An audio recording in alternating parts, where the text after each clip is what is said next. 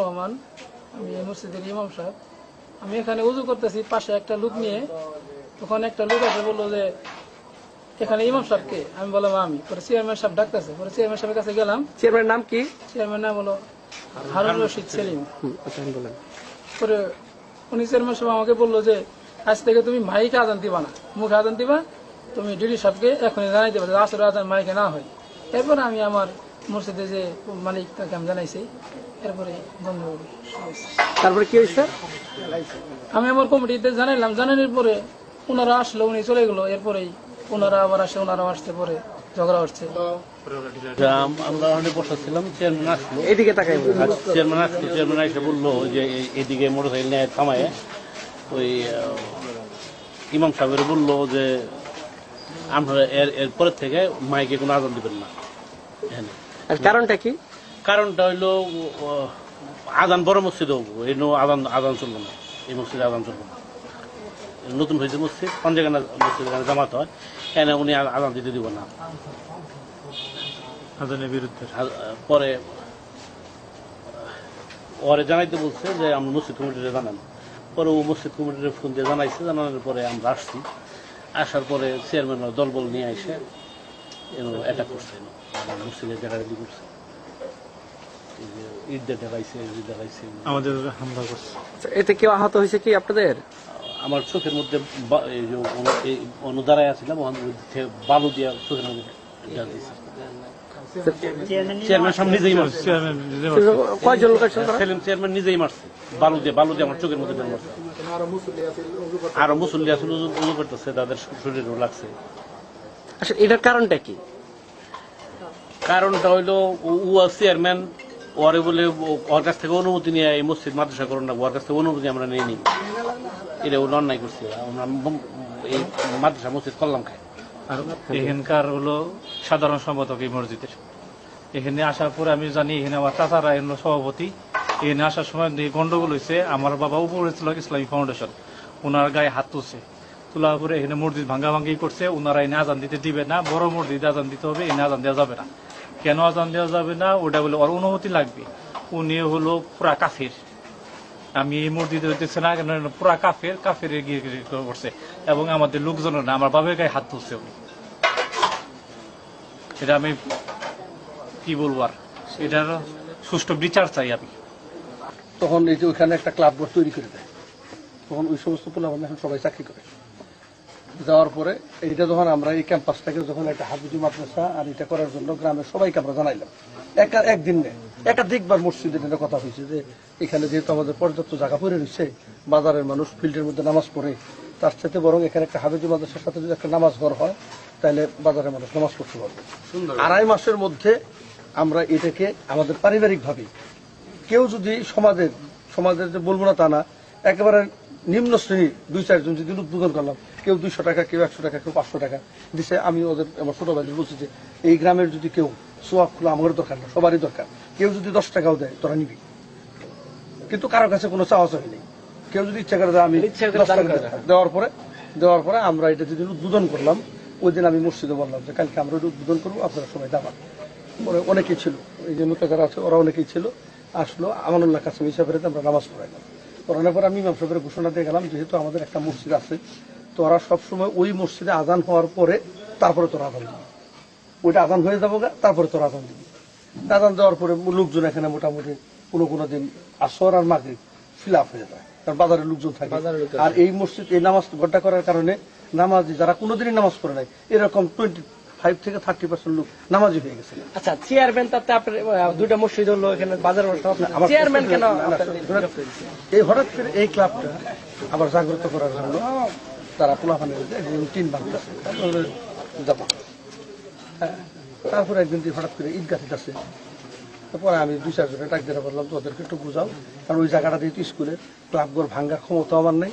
স্কুলের পরিবেশ ঠিক রাখার জন্য হেডমাস্টার দায়ী, 2 স্কুলের হেডমাস্টার বুঝবে যে তার এখানে এই ক্লাবঘর থাকলে সুবিধা হবে কিনা। এবং যারা এই ক্লাবঘর তৈরি করার জন্য আসছে এরা কেউ ছাত্র না, এরা হলো তার পাশা গুন্ডা, তার সাথে সবসময় থাকে।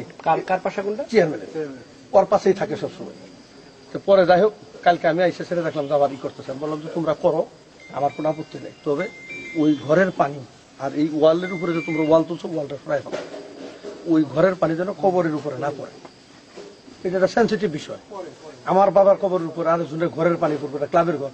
আর ক্লাব কোনোদিনই মসজিদের সমসাময়িক হতে পারে না। ক্লাব হলো দুনিয়ার সবচেয়ে নিকৃষ্ট জায়গা, সবচেয়ে উচ্চতর জায়গা হলো মসজিদ। ওইটাকে এস্টাবলিশ করার জন্য সে ওইটা করে লাগছে।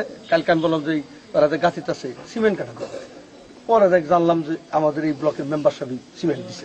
31শে মার্চ ইউনিয়ন পরিষদের নির্বাচন সংগঠিত হয়েছে এবং আজকের যারা এই আমার বিবাদী আব্দুর রাজ্জাক বাবলু যে নির্বাচনে আমাকে মানে পরাজিত করার জন্য আজিজের সঙ্গে, আজিজ হলো তার আপন খাবু, সে আমার গ্রামের ছেলে হয়েও সে আমার বিপক্ষে অবস্থান নিছিল আমাকে পরাজিত করার জন্য। তো পরাজিত করতে পারে নাই। আমি বিপুল ভোটের ব্যবধানে ইতলা ইউনিয়নের চেয়ারম্যান নির্বাচিত হয়েছি। এরপরে থেকেই এই আব্দুল আজিজের এই দোসর আব্দুর রাজ্জাক বাবলু এবং তার ভাইরা বিভিন্নভাবে আমাকে হুমকি ধমকি এবং বিভিন্নভাবে আমাকে সমস্যায় ফেলার জন্য তারা আপ্রাণ চেষ্টা করে আসতেছে। আজকের এই যে ঘটনা, আজকের এই ঘটনার সম্বন্ধে শুধু ছোট্ট একটু মানে ধারণা আপনাদেরকে দিব। সেটি হলো যে 30 বছর আগের এই পাবই ঐতিহ্যবাহী একটা ক্লাব, যে ক্লাব তাদের গুরুস্থানের ওয়াল হওয়ার আগে এই ক্লাবের ঘর মানে সম্পন্ন হয়েছিল। সেই ঘর তারা আজকে গায়ের জোরে তারা মানে সন্ত্রাসীদেরকে নিয়ে তার ভাই সাইদ এবং আব্দুর রাজ্জাক বাবলুর হুকুমে এই ক্লাব ঘরের টিন, ক্লাব ঘরের ওয়াল সব ভাঙিয়ে চলে ফেলছে। এই বিষয়টা ক্লাবের ছাত্র ঐক্য পরিষদের যখন এরা আমাকে অভিযোগ দিল যে আমাদের দীর্ঘদিনের ক্লাব তারা ভেঙে ফেলছে, আমি এই বিষয়টাই আমি আব্দুর রাজ্জাক বাবলুকে প্রতিবাদ করে বলছি যে এই ছাত্রদের ক্লাব, 30 বছর আগের ক্লাব, এটার সঙ্গে তোমার কি শত্রুতা? তুমি তো শত্রুতা আমার সঙ্গে করে আসতেছো। তো এরা এইটাকে তাড়াতাড়ি সে মোবাইলটা কেটে দিচ্ছে, কেটে দিয়ে তারা সংগঠিত হয়েছে, লাঠি সোটা এবং রামদা ফালা নিয়ে তারা রেডি ছিল।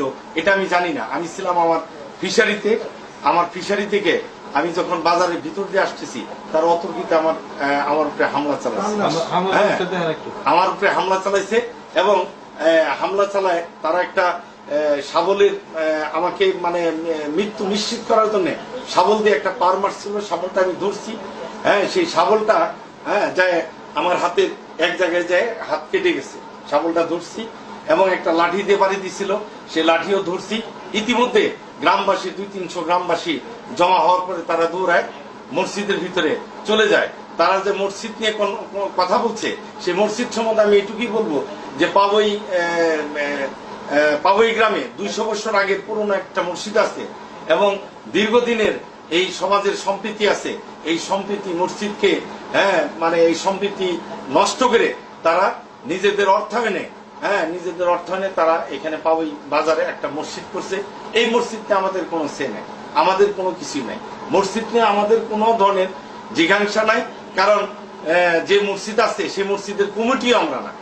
আমার পরিবারের কেউ, আমরা 4 ভাই 3 ভাই থাকি হলো ঢাকা, আমি একাই তিতলার চেয়ারম্যান হিসেবে এলাকায় থাকি। আমি এক এক সময় এক এক জায়গায় আমি নামাজ পড়ি, অতএব আমার মসজিদেও আমি নামাজ পড়তে পারি না। আর ওই মসজিদের সভাপতি আমরা না, আমরা কোনো সদস্যও না। অতএব মসজিদ নিয়ে আমাদের কোনো আজকের ঘটনা নাই, আজকের ঘটনা কি? আজকের ঘটনা তো আমি যে কথাটা বললাম একটু আগে, মসজিদের ইমাম সাহেব যে একটা অভিযোগ করলো সেটা হলো যে আপনি ইমাম সাহেবকে বলছেন যে আজকে থেকে না, এগুলো সব ভুয়া ভুয়া ভুয়া, তারা এই বানোয়াট মিথ্যা কথা বলছে। কারণ ওই ইমামকে আমার বলার তো মানে দরকারটা কি? কারণ ইমামকে বলার আগে তো এই আমাদের ওই মসজিদের যে কমিটি আছে, সভাপতি আছে, সে না ডাকবে, আমি ডাকবো কেন? আমার তো ডাকার কোনো এখানে কোনো কারণ নাই। মসজিদ নিয়ে কোনো ঘটনাই নেই।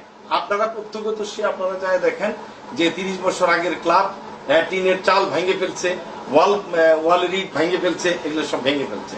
আপনার তো সরজমিনে যায় দেখে তারপরে সঠিক বস্তুনিষ্ঠ যে এই মানে এই সংবাদ, সেই সংবাদ আপনারা পরিবেশন করবেন এবং আপনাদের এই সংবাদের মাধ্যমে আপনাদের কাছে দাবি হলো যে এরা যে এলাকায় একটা মানে অস্থিরতা তৈরি করছে, এলাকায় একটা মারমুখী অবস্থা তৈরি করছে এবং সেই পাথালিয়া থেকে বিভিন্ন জায়গা থেকে লোকজন নিয়ে এসে আমাদের এলাকাবাসীকে নাস্তানুদ করতেছে। এমনকি আজকে আমার চেয়ারম্যানের সামনেও তারা হামলা চালাইছে। এটা নির্বাচনে হেরে যায় তারপরের দিন থেকেই তারা এই কাজগুলা করতেছে। আপনাদের মাধ্যমে এটার সুষ্ঠু বিচার আমি দাবি করতেছি।